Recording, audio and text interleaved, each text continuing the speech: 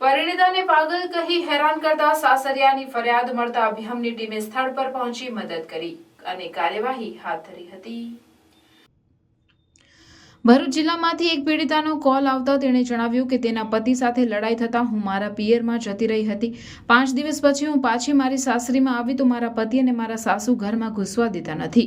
પતિ અને સાસુ કહે છે કે તારી દિમાગી હાલત સારી નથી, જેથી અમારે તને રાખવી નથી અને છૂટાછેડા લેવાના છે, તેથી હમણાં તું જતી રહે। અમે આવી મારા દીકરી પર હાથ ઉપાડી આવી પાગલને રાખતા નથી। વધુમાં પીડિતાએ જણાવ્યું હતું કે તેનો એક દીકરો છે અને લઈને હું હમણાં ક્યાં જાઉં।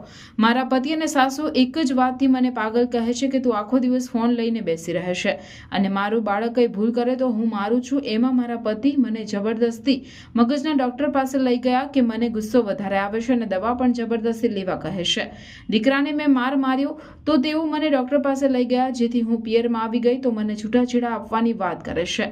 અભિયમની ટીમે સાસુ અને પતિ તથા પીડિતાનું કાઉન્સેલિંગ કરીને કાયદાકીય સમજ આપી હતી। પતિ અને સાસુએ બાંહેધરી પત્ર લખી આપતા મામલો થાળે પડ્યો હતો। પતિ અને સાસુએ વહુને હવે પછી હેરાન નહીં કરે એવી ખાતરી આપતા પોલીસ ફરિયાદ નોંધવામાં આવી ન હતી। અભિયમની ટીમને સૌથી વધારે મહિલાઓ ફોન કરી મદદ માંગી રહી છે।